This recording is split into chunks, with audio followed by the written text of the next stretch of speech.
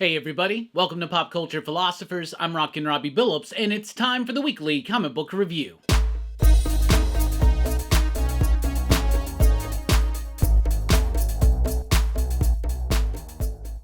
That's right everybody, thanks for checking out the video. I am Rockin' Robbie Billups. This is the weekly comic book review. It's the show where I read a lot of comic books, and I'll let you know what I thought about it, and we always start with the pick of the week. This week's pick of the week, Clear, #1 from Dark Horse Comics. Now this is one of those Comixology originals from Scott Snyder, and this has artwork by Francis Manapul. And one of the reasons why this soars to the top of the list is the amazing artwork, the amazing colors from Francis Manapul. The artwork in this book is luscious. It is great. It's kind of got that Blade Runner, cyberpunk kind of vibe to it. And it's also a very imaginative story, right? It's about a world set in the not too distant future, right? Where technology has reached a point where everybody has these veils, right? So technology, the internet, computers, they are wired directly into the human brain, and you can purchase these veils to see the world however you want to see it. Black and white film noir, 80s horror, zombie apocalypse, whatever you want the world to look like, that's what's going to happen. But there's this interesting black market where there are like black market versions of these veils or shared veils, and there is an investigator in this book that this whole book is centered around, and there is a murder that has a connection to his past, and it's about that mystery, about that being unsolved. This was a really well done book. It was long, it was meaty, it was thick. I liked that cover. I had a lot of fun with it. The artwork, though, is what really causes it to soar, though that concept is very, very intriguing. Now, last week, we had one of the absolute best new comic book days in a very, very long time. This week, I think we got one of the worst, but Clear rises to the top, the creme de la creme. That's my pick of the week from Dark Horse Comics, Scott Snyder, Comixology Originals, Francis Manapul, and more. Let's jump over to DC. First of all, Action Comics came out last week. I missed it. I read it. Want to tell you that I thought this book was fantastic. Or at least 2/3 of it, right? The main story by Philip Kennedy Johnson and Rafa Sandoval was absolutely amazing. This is what I want Action Comics to be. Big, boisterous, explosive, right? Then you got the second story by Lee Weeks and Dan Jurgens, kind of going back to the days when Jonathan Kent was still young, still hidden away, part of that Lois and Clark series, right? That was a fantastic story. Then the backup story, Power Girl, is stupid. It's just stupid. So Power Girl's a telepath now. So now she's like a superhero therapist. She goes into people's minds to solve their problems. It just comes across dumb. Then we get Human Target #12. This is the final issue of the Tom King, Greg Smallwood series. This came out last week. I missed it. I read it. Loved this ending. And I have such a crush on Ice now. It's unbelievable how much my life has been overtaken by this crush that I have for Ice. Anyway, crushed Ice.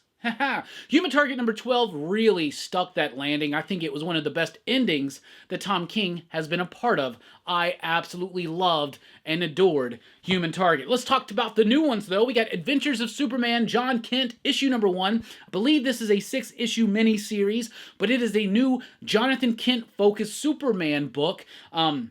And I really liked it. I didn't really like Superman Son of Kal-El. I kind of dropped out of it. It just felt a little bit too message first. It didn't really ever captivate me with the story. This one, though, intrigues me from the very beginning. It's kind of like Highlander, a little bit like The One. There is an evil version of Superman, Ultraman from Earth 3, who's going around from universe to universe, killing every version of Kal-El that he can. I guess he gets the quickening when that happens, but Jonathan Kent is brought into this mystery, into this adventure by Val Zod from Earth 2, so it's nice to see him return and have a little bit of connection back to some of those books that I liked, but also the connection to the fact that Ultraman kind of tortured Jonathan Kent for a while, so it's a story that has personal ramifications and stakes for Jonathan Kent. It was exciting, it was interesting, and the artwork was pretty solid and dynamic. And I'm not usually the biggest fan of Clayton Henry, but it actually works for me in the pages of Adventures of Superman John Kent, so I thought that was pretty cool. Batman 133, Chip Zdarsky, his second arc in his Batman run, has not been my favorite. I loved the failsafe arc. Now, I know that a lot of that is because of the artwork by Jorge Jimenez. And in this one, you got Mike Hawthorne, who's not a terrible artist, but I just don't think it's fair to have him follow up somebody as dynamic as Jorge Jimenez, because Hawthorne's artwork's just a bit static for me here, and the story's just not fully working for me. But now that it feels like it's kind of finding its footing, this was the best issue so far in this arc of Batman, but I still think it is very much below the level of where we were at Failsafe 3 issues in. Then we got Batman and the Joker, The Deadly Duo, Book 5. This is Mark Silvestri doing what Mark Silvestri does best, providing amazing artwork. Seriously, I got to have this in black and white, because when they reprint the pages, some of the pages in the back in black and white, I am just trans-frickin-fixed. Absolutely into this book. I think it's fun. Like, the story is very typical. The story is very cliche. It plods along. It gets a little static sometimes, but the artwork is worth it. But it does look better without the colors. Nothing against Prianto's colors. I like the coloring. It's very Top Cow-y, the coloring here, but it just doesn't register as well to the eyes as that black and white does. So I really, really hope that we get a black and white edition of Batman and the Joker, The Deadly Duo. It's an okay story, but the art is where it sells. And yes, smell of the week goes to Batman and the Joker, Deadly Duos. Come on, publishers, give us better smelling comics, because it was really hard to pick one this week. Then we got The Flash, here with issue 794, the 5th part of the 1 Minute War.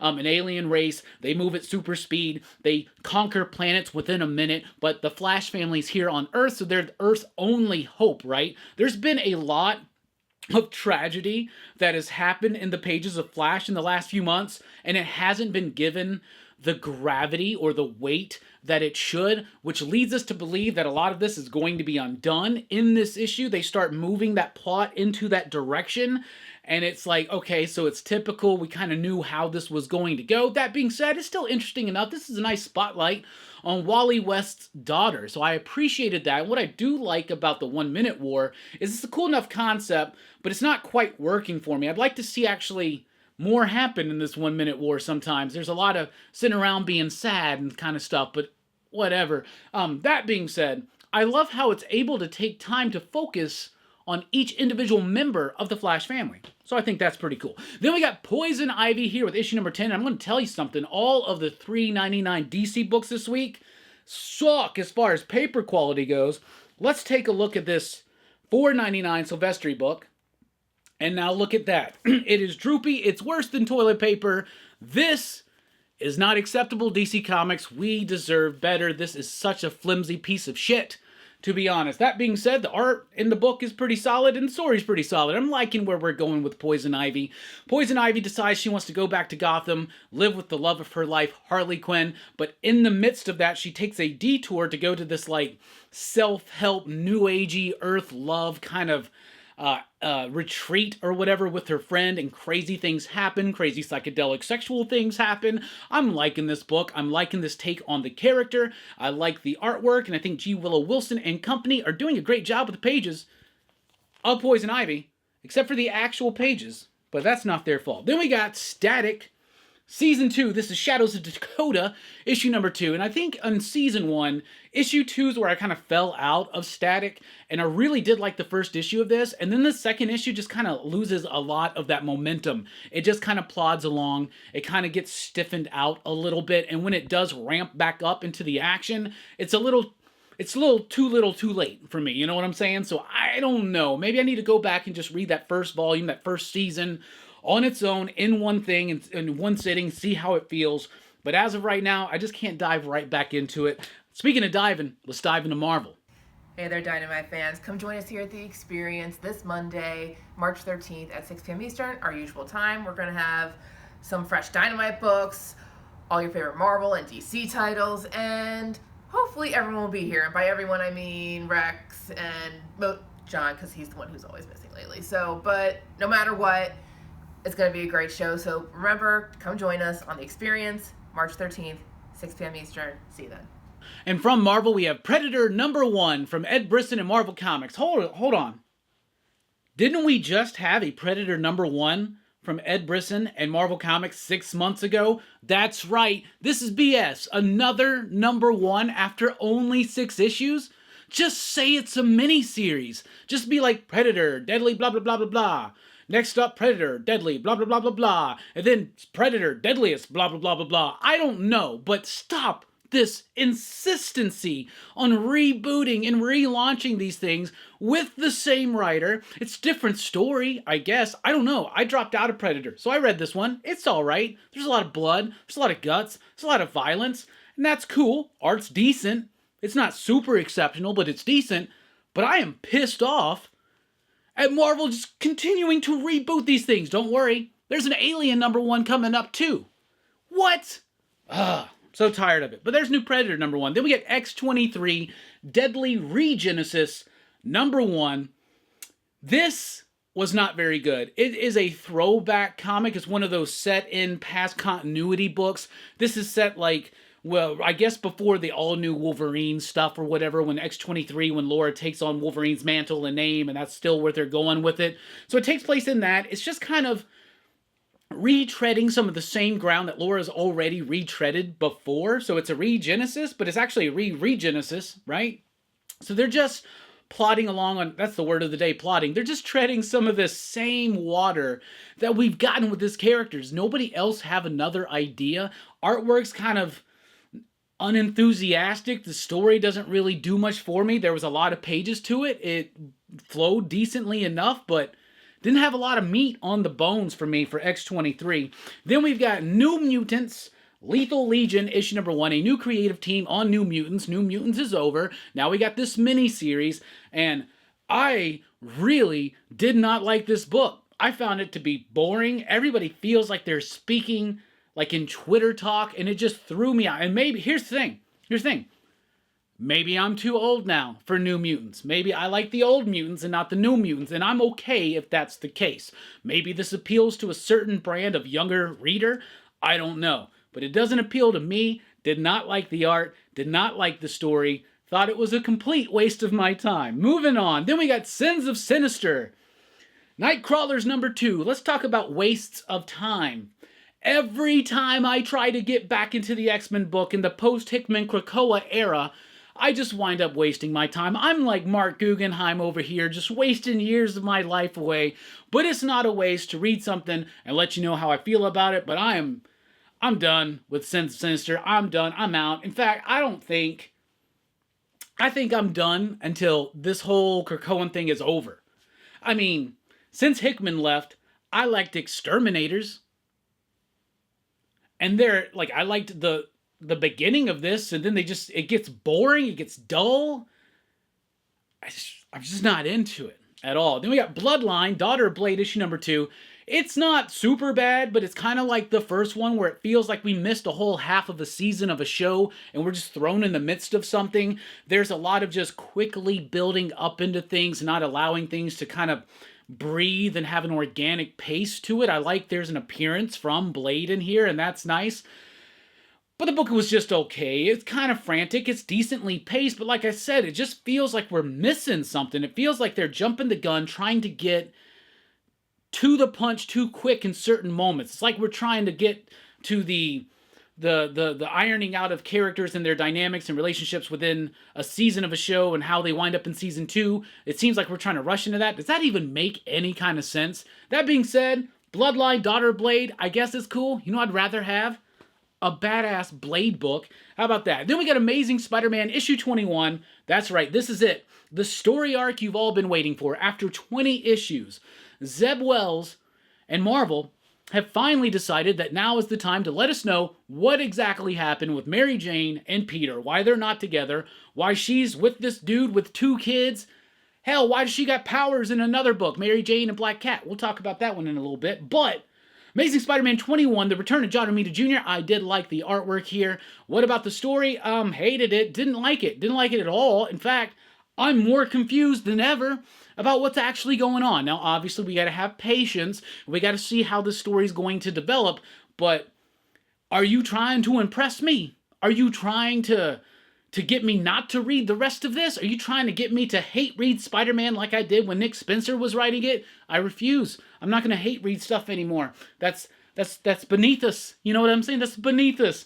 Amazing Spider-Man 21 shows a lot of promise. Doesn't deliver on it, but there is still more to come. We'll see. But I don't know. I wasn't wowed by anything in here. I was just like, can we just get to the freaking idea? Can we just get there? Oh, it's cute. You're referencing stuff from Spider-Man's in the 500. Oh, that's cute. You're referencing stuff from a year. That's fine. That's cute. That's cool. What's going on? I'm highly critical of the Marvel books this week. Then we got Fantastic Four, issue number 5. I'm highly critical of comics this week because the comics this week, I'll be honest with y'all, they kind of suck. Okay? Anyway, Fantastic Four number 5. This is a pretty decent issue. I'm going to give this an Alex Ross variant. 3 Alex Ross variants, by the way, for Fantastic Four. You got the A cover by Alex Ross. This is the variant by him. And then you got the Timeless cover, which is Super Skrull. Right? And my homie at work looked at it and goes, why is Green Goblin on Fantastic Four? And immediately he goes, oh man, that's embarrassing. Like he realized what was going on. So like, bro, that's Super Skrull. Anyway, Fantastic Four number 5. This is a decent one and done self-contained Fantastic Four story that gets a little cosmic, gets a little adventurous, gets very sciencey, and I liked it. And I think Ryan North is doing a great job with these characters, having the book feel light, but still actually have a little bit of scope and weight to it as well. So I liked it. This is a nice typical Fantastic Four story. Like I said, the characters work, that family dynamic works, the team dynamic works.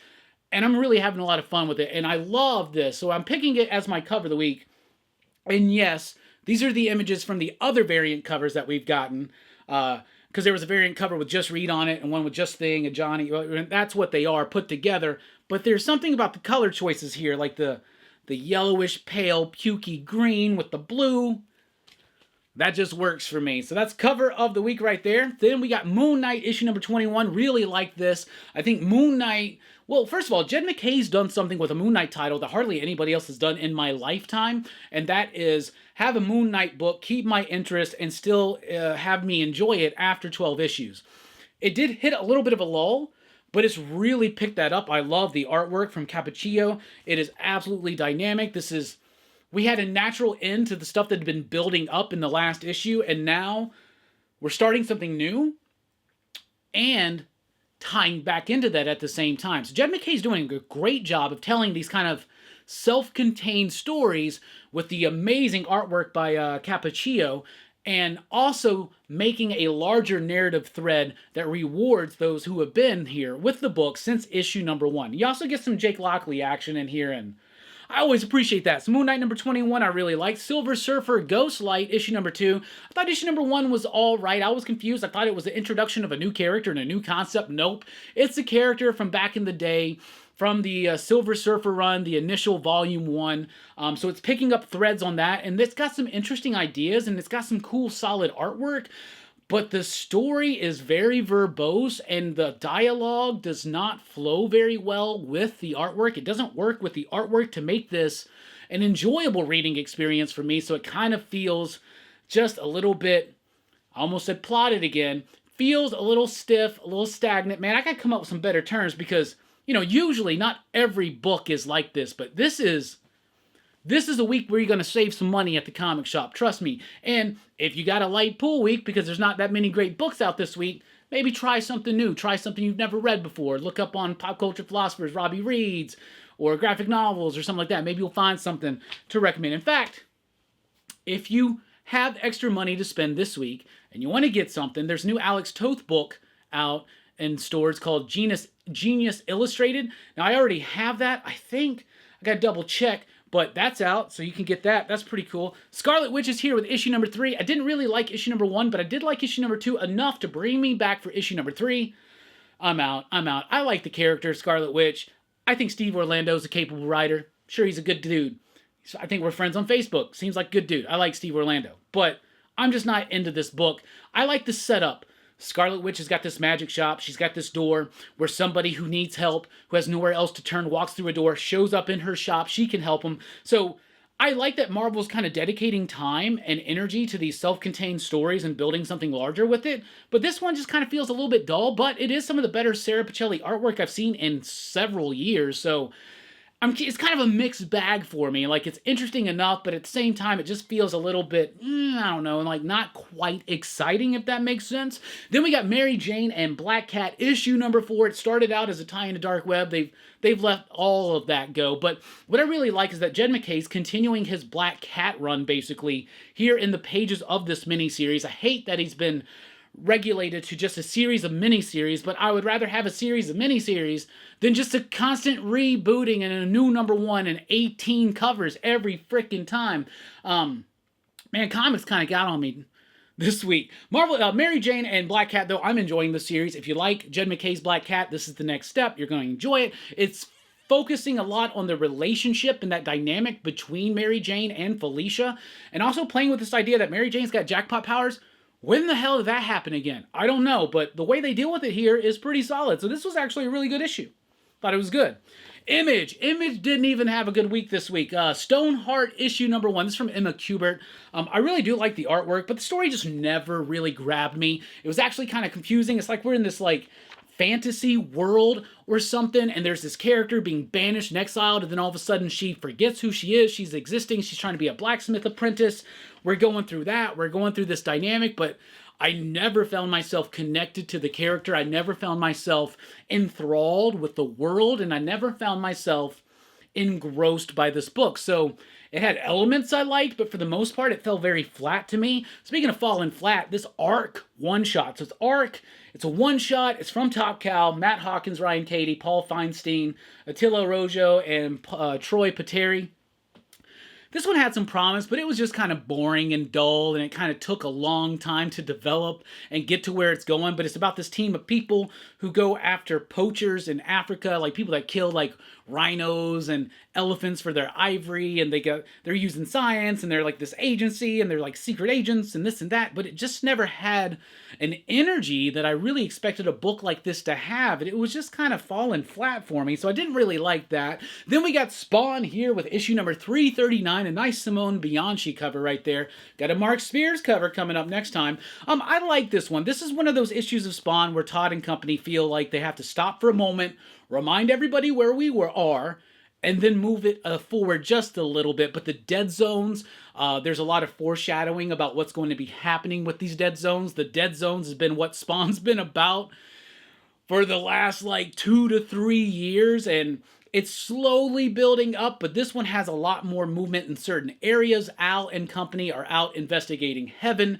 through the dead zones, and then Sen, aka Cagliostro, is in hell, and there's some major revelations towards the end of here that I'm really excited to see where they develop. But how soon will they develop? We don't know. Sometimes Spawn takes a long time. In fact, if I had to guess, nothing big is really going to happen till issue 350.